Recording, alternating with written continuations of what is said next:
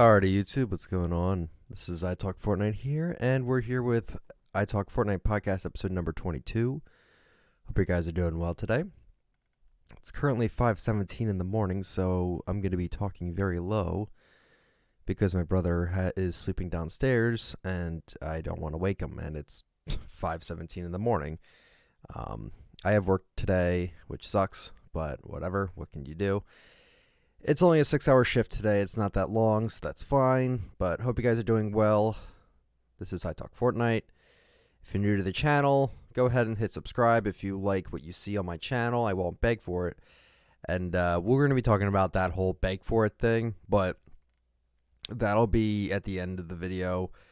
There are some things we need to talk about besides the patch notes, which I have right here. And I already skimmed through them. Again, not a lot of patch notes today, which I'm very confused as to why we're not getting a whole lot of we're not getting a whole lot of game updates that I feel like need updates, but we'll see. So let's just start off with the patch notes. So the first thing is that we have a new limited time mode called Team Rumble, where it says 2 large teams fight for the victory royale in an action-packed mode where the first team to get 100 eliminations wins. So the mode details is it's 2 teams of 20. Players will respawn after 5 seconds when eliminated, keeping their inventory. Eliminated players spawn a random type of ammo upon elimination, as well as a random stack of either 120 wood, 90 stone, or 60 metal materials. Only uncommon weapons or better are available. The first team to 100 eliminations wins. We'll have to see how this works out. This sounds pretty interesting. But besides that, there's not much else to that mode. So we'll have to see. New weapons and items. We have the new epic and legendary pump shotgun like I talked about in yesterday's video. 105 to 110 maximum damage. Available from floor loot, chests, supply drops, and vending machines. Shotguns will now always apply with at least 3 pellets worth of damage if 1 or 2 pellets hit the target. Note, bonus pellets can never be critical hits. Pump shotgun maximum damage and fall off changes.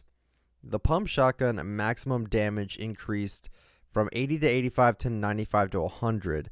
Pump shotguns will do higher damage in shorter range buckets, but damage falls off quicker. This means you'll do more damage to close targets, but less damage to farther targets. So that's it.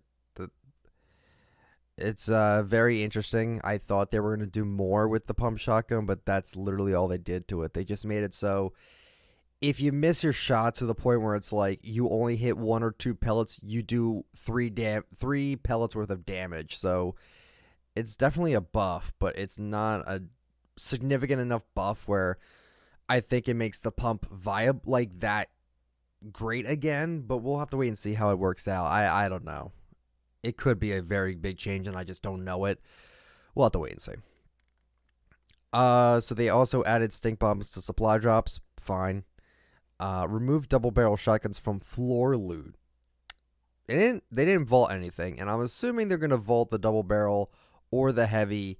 Probably, if I had to guess, probably in season 7, because if you guys don't know, what you guys probably do, but season 6 has challenges where they require certain weapons to be used, so they can't just vault a weapon because the challenge is still active for people. So if the heavy shotgun was a week 1 challenge, there's no way they can vault that weapon. So it's well, it's what do they do? So they removed double barrel shotguns from floor loot. Like I said, fine. Don't know why they actually did that, now that I think about it. Why they removed that from floor loot. Okay. Mounted turret got nerfed again. They didn't get rid of it again. Again, I think this might be because there's a challenge. I don't remember if there's a challenge associated with the mounted turret. But man, they keep nerfing it. It says adjusted mounted turret collisions to make easier to land shots against anyone occupying it. Oh, that's nice. The hitbox on shooting people with that was terrible. Now they made the hitbox larger. Thank you. Remove the ability to repair the mounted turret. I didn't even know that was a thing. Fix players being able to clip into turret barrels and get stuck. Oh, that's a shame. Supply drops will now automatically open if landing on a mounted turret. Again, very interesting. Don't know why that's a thing. And drop rate reduced from 1.719% to 0.915%. That is not significant enough whatsoever. I still find like 3 legendary traps a game is way too common. Not much else to say about that, but that just seems very like bizarre. They didn't like it's a legendary trap, and I find it all the time. There's a problem with that. It's not just RNG. This happens very often, so I'm not entirely sure why it's like this. I don't know why it's so common, but whatever. Not much we could do about it. Bug fixes. The mounted turret can no longer fire through its own floor. Fix an issue with players not having an audio cue while gliding after respawning. Fixed an issue with chiller effects not applying properly to players' feet. Players' feet? I don't know. I'm tired. Gameplay reduced the in-air speed when using the glider redeploy feature in supported game modes. Okay. Added functionality that allows the placement of map markers in the world without needing to go into the full screen map. You'll be able to look at a position in the world and use the place marker keybind. Oh, that's cool. This command will only be available by default while in combat mode. This command is defaulted to left on the D-pad for controllers and the middle mouse for PC. Dude, that's awesome. That's insanely cool. I like that a lot. We'll see how that works. Again, I didn't mention this, but I don't know why they changed the colors on the squad colors. Why on earth did they change that? I have zero clue as to why they did that. Makes no sense to me. Let's see. They added the ability to pick up and throw back dynamite with a lit fuse. To throw dynamite with a lit fuse, get near it and use the interact key. That's awesome. It's like throwing back grenades in Call of Duty. That's a really cool idea. Okay. I'm okay with that. That's a great... That balances out the dynamite a little bit. I feel like it might be glitchy, though. We'll see. Bug fixes. Increase the dynamite explosion height against players from 192 units to 300 units, so the dynamite got a buff. It says this was done to prevent players from being able to jump over the explosion area on flat ground without taking damage. Very interesting. New events. Now, I haven't mentioned this before, but I honestly don't give a shit about the events at all. The tournaments, I don't care. I don't know if it's because the very first time I tried it, it kicked me out of like the second game and it didn't even count half my points, and I just got fed up with it. But it just doesn't really it doesn't seem that entertaining to me. But I'll read it anyway. So the new tournament is the Alchemist Pop-Up Cup, and says Pop-Up Cups are tournaments testing temporary limited time modes. Ooh, that's interesting. So this is like almost like a beta kind of thing. Pretty cool. It says Alchemist will continue our testing of several gameplay adjustments and may differ day to day. So this is like their PTR almost, disguised as a tournament. That's very interesting. Initial mode settings, material cap of 500 wood, stone, and metal. Don't know why they have that. Harvesting rate increased by 40%. 50 plus health on eliminations. Okay. Storm Surge. If a certain amount of players are remaining by the time of the storm finishes closing, a Storm Surge will activate. This periodically deals damage to players who have the least amount of damage dealt during the match. Circle 1, 60 players remaining. Circle 2, 44. Circle 3, 30. Circle 4, 20. Circle 5, 16. Circle 6, 14. Circle 7, 12. Circle 8, 6. And Circle 9, 2. Interesting. Your highest score or pin during any event season will now be displayed on the tournament poster in the Events tab. Pins will now reflect tournament colors in the event details screen. Detail screen. Again, not much to say about it. Doesn't seem that great. or that interesting. Fix an issue where players will receive points during warm-up island, which would be later removed. That's funny. They improved to level streaming performance on Xbox One and Switch. Why would you stream on the Switch? Okay. Don't know about that one. Audio. Player in-air falling audio queue has been increased. The mounted turret overheat audio loop volume has been reduced. Thank you. And fix an issue where the glider in air audio cue would play for players who glide in after respawning. Sorry, that is my dog. Fix a crash on Nintendo Switch that occasionally occurred when logging in for the first time. Sounds like a really bad cue to have, or bad issue to have. Art and animation. Fix an issue where player nameplates disappear after scrubbing a replay. And on mobile, map marker button added to the HUD layout tool. So that is all the patch. No updates. No, I mean, we did get the heavy shotgun, or not the heavy shotgun. We got the new epic and legendary, pump. But besides that, there's like nothing in this patch. So, not much else to say about it. I mean, we don't have any skin leaks as of yet. I don't really think I'm up. Actually, no, they have been, wow, there actually is a few skin leaks already. And, I don't even know if I want to talk about them, but like I said, well, actually, I didn't say this, but in my video today, which will be up at 10 o'clock Eastern time today, I talk about skin leaks and is it like a good thing for the game? And my opinion is that it's 50-50. I like it, but at the same time, it could ruin the game because it ruins the fun.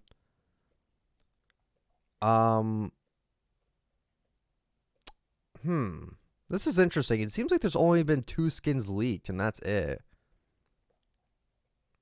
Yeah, very interesting. I'm not going to talk about them here because I don't want to spoil them in case you don't want to be spoiled.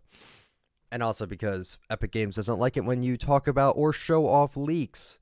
Even though big YouTubers still do it, they don't care. So, it looks like we're actually... Well, I don't want to say anything, but, pretty interesting.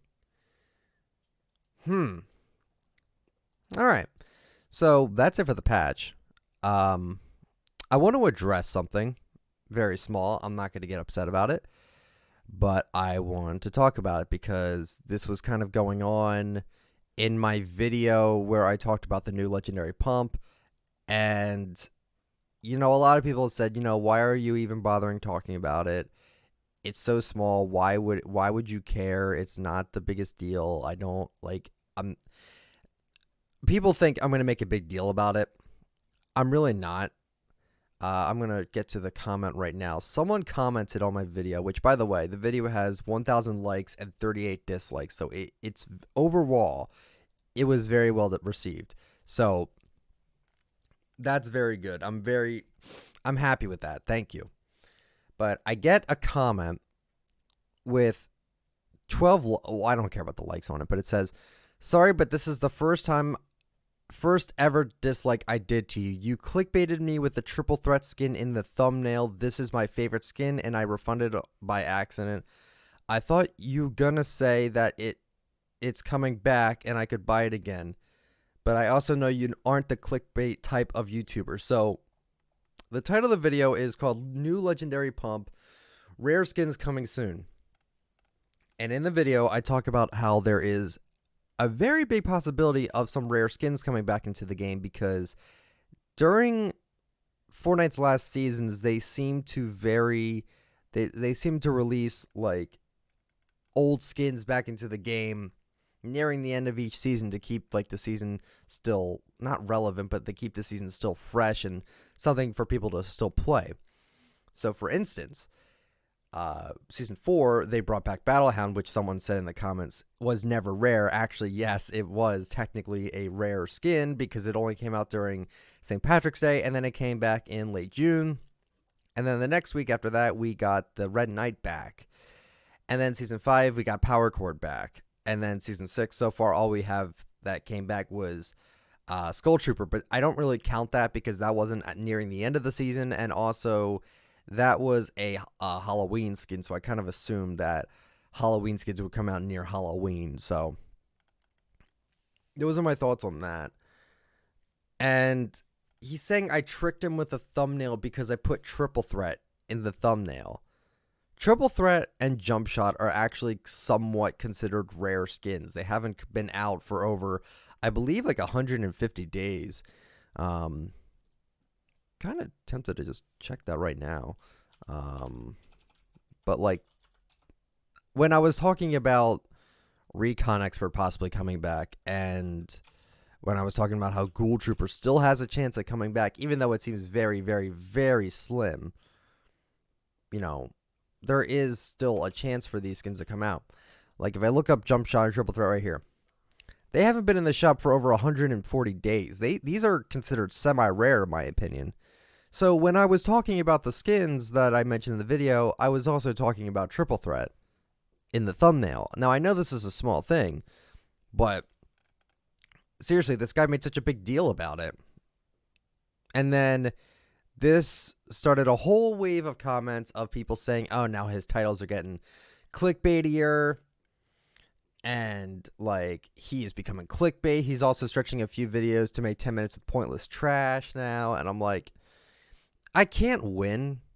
No matter what I do on YouTube, I can't please everybody. And, you know, I'm sorry that you got tricked by the Triple Threat in the thumbnail, even though I talked about possibly rare skins coming back, and that is considered a semi-rare in my opinion, you know. And I was talking about it on my stream, and I'm like, I could put Recon Expert in the thumbnail, and that would have looked extremely baity. Even though I talked about her and I showed a picture of her, I could have easily put Recon Expert in the thumbnail. But I put in Triple Threat because I thought the Triple Threat would look good in the thumbnail, and it does. And I'm essentially talking about the Triple Threat skin, and I'm talking about, you know, possibly rare skins coming back. So I don't understand why he made a big deal about it. And then I also have some comments here that I want to address. Once again, I hate addressing hate, but it's honestly just kind of criticism, and I want to just talk about it. So this one guy, he said his video yesterday about returning Battle Pass items was stretched to 10 minutes, repeating the same thing over and over. This guy made a hate video on Ninja, then he had the cheek, I don't know what that means, to make another one telling everyone not to hate on Ninja after he realized he didn't do any research before posting his hate video. He is a hypocrite, but go like him if you want his army of 12-year-olds he used to beg for rare cosmetics on Twitter. So, I made a response. I wrote, you know, first of all, I didn't stretch the video over 10 minutes. There's nothing wrong with making YouTube videos over 10 minutes if your intent wasn't to place a million ads on said video, as well as to only make your videos over 10 minutes. I did not make a hate video on Ninja. I talked about things that happened to him. I did do research. I am not a hypocrite. And most of my fans are 18 to 24. And then just a side note, the number one age demographic on my YouTube channel is 18 to 24. The second one is 24 to 32. And then the third one is 10 to 16. I believe that's the age range, or 10 to 18. I don't remember, but that's the majority of my audience is not the youngest kids, right? So I kind of hate when he's like, oh, he's got an army of 12-year-olds. Like, the thing on my Twitter is that the people that wanted Power Chord back alongside with me, they're considered my friends. We've been friends since, you know, like late July. No, not even that. Like, yeah, like July till now. And we were just people that wanted the power chord skin to come back, and people seem to think that's a problem.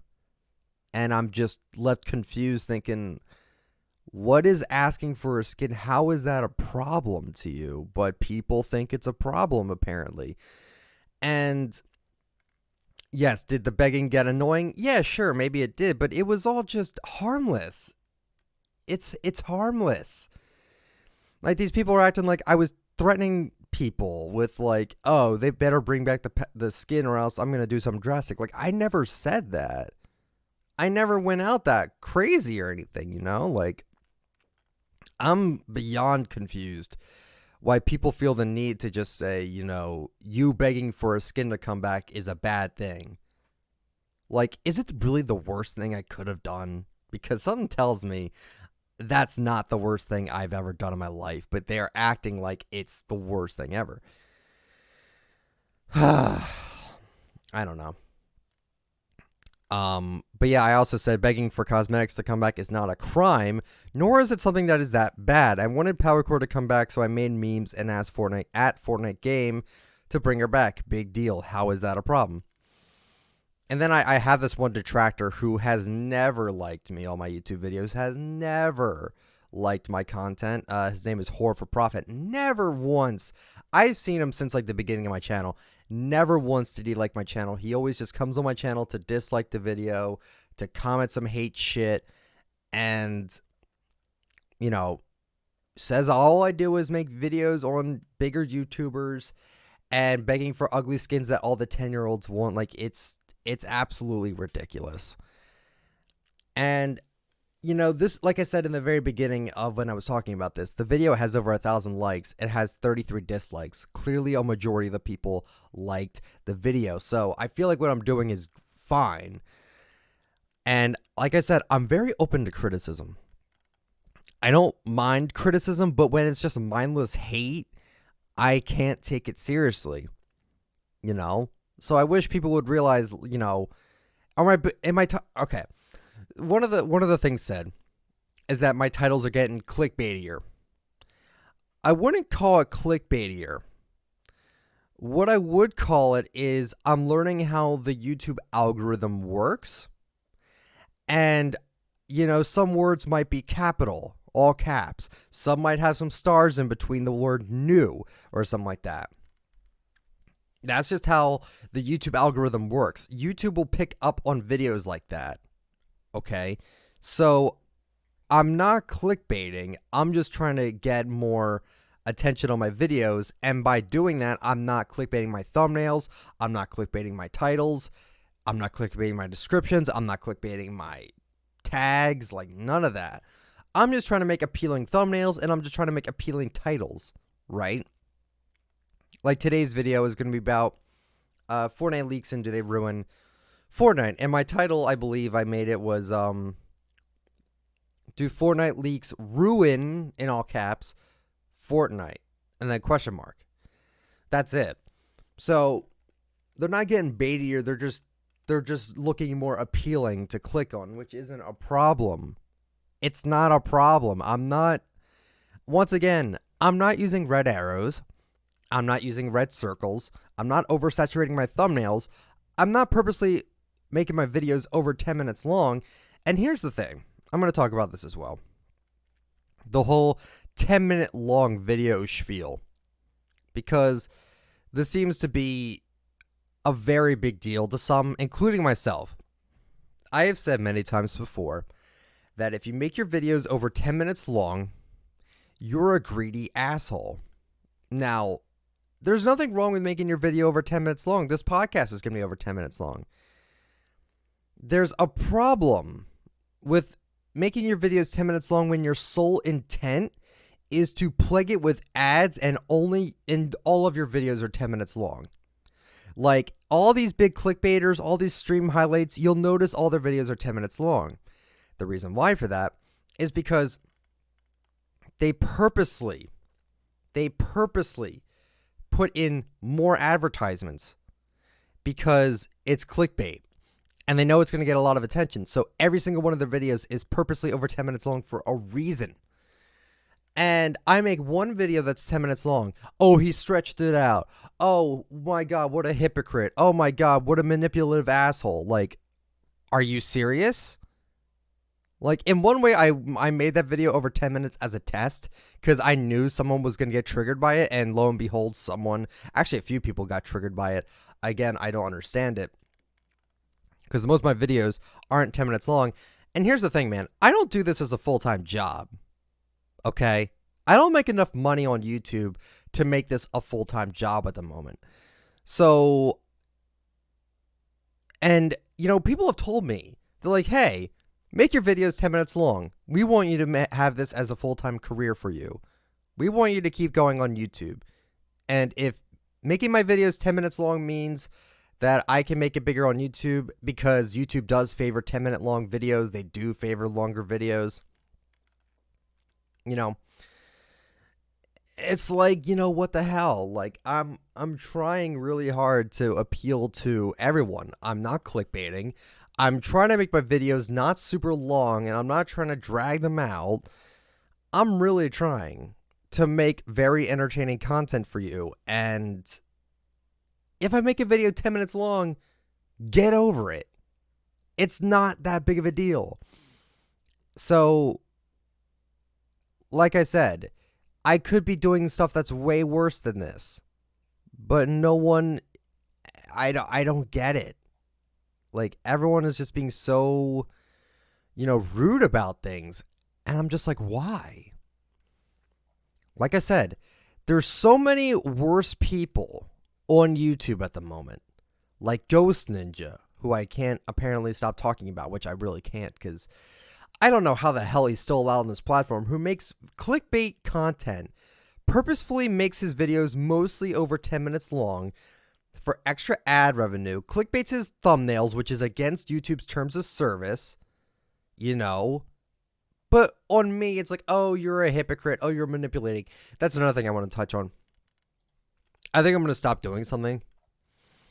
Someone said, why are you calling anyone stupid when you're a grown man who cried for an ugly pink-haired skin in the game? Nice reverse psychology, by the way, with leave a like, I won't beg for it. Keep manipulating your kids, you asshole. Okay.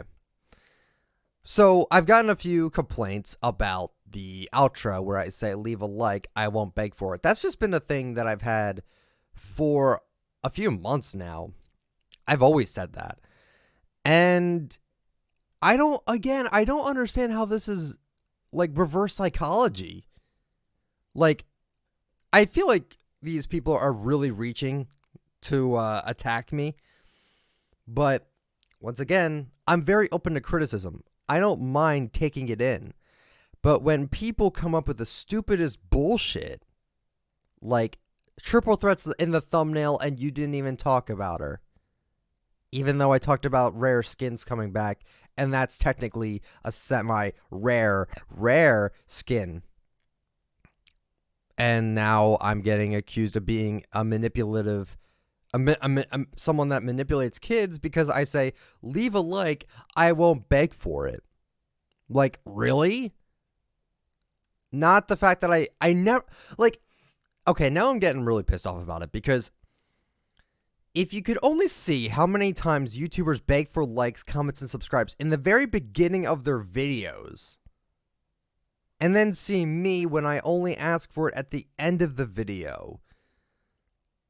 Like, what the like, I can only imagine what these people think of that kind of content. They must think it's the worst content in the world if they think mine's bad. If I'm just asking for a like at the end of the video, there's nothing wrong with that. There's nothing wrong with asking for support in your video. Except when you overdo it, when you have a shaky little thumb emoji, which is very annoying, because that's not manipulative or anything. No, but me saying ask for, you know, if you like the podcast, leave a like, I won't beg for it. Apparently that's manipulative, but I'm honestly willing to just stop saying that, you know. And I've also had a few complaints saying, you know, in today's video, we have a brand new video, and like, oh, why would you say that? It's fucking stupid. I'm keeping that because that's just something I like. You know, Pizzo said it himself. He said he likes it. It's just a thing that I have on my videos. That's all it's nothing like that big of a deal. You know? And people say like you're I'm a YouTuber. I'm not. You have to make your titles a certain way to get attention. But none of my titles clickbait. I talk about what's in the title, right? So I wish people would understand that, like, I'm really trying. So in this podcast, I want you to leave a comment down below on what you guys think I should do in regarding in my channel. Like, is there anything you want to see from me that I don't already do? Like, is there something that I'm not doing? Is there something that annoys you? Because I really want to know. Because it doesn't seem like what I'm doing is that big of a deal. So, yeah. Not much else I really wanted to talk about today. But like I said, today's video is going to be about leaks, and are they good for the game or are they bad for the game? Which, by the way, I just want to say, I know this is kind of considered a leak, but the week 10 loading screen was revealed, and the onesie skin is in the picture. And I've said before that the onesie skin may have gotten removed from certain game files, but I doubt they were going to scrap that skin altogether. And lo and behold, it's in the game. It's in the picture. So I have a feeling onesie will be, back. You know what I mean? Like, it'll be in the item shop for sure. So that's about it for the podcast, guys. I hope you guys enjoyed it. If you did, let me know with a like. I'm gonna not say I won't beg for it anymore because, like I said, apparently that's just too much to say. Apparently that is too manipulative. But whatever. Like I said, I'm open to criticism. That's totally fine. I'm not upset about it. But I want constructive criticism. I want telling me I'm manipulative because of what I say like that. That's not constructive criticism. That's just misinformed, and you're reaching for things to hate on me about. Because I'm probably one of the more legitimate YouTubers that do Fortnite content. Because most of the Fortnite content, I've said this before and I'll say it again, most of the Fortnite content on YouTube is pure shit. It's pure clickbait and it's pure garbage. So, people, I could easily make my content clickbait if I wanted to, but I don't, because I don't feel like manipulating my fans. You know what I mean? So, that's what I'll say on that. Hope you guys enjoyed the podcast. If you did, let me know with a like. Comment down below, like I said, some constructive criticism if you have any criticism you want to leave for me. Subscribe to the channel if you are brand new. I do upload every single day. I really hope you guys enjoyed my video. Sorry, my dog is scratching at the floor for some reason. My God. She's interrupting my podcast. What are you doing? If you want to use me for support a creator, just use the word ITalkFortnite. No capital letters, no spaces. Follow me on Twitter at ITalkFortnite. You can watch me live on Twitch at twitch.tv/ITalkFortnite. And I think that's it. I honestly think that's it. I don't think I have anything else. So, like I said, hope you guys enjoyed the podcast, and I will talk to you all later. See ya.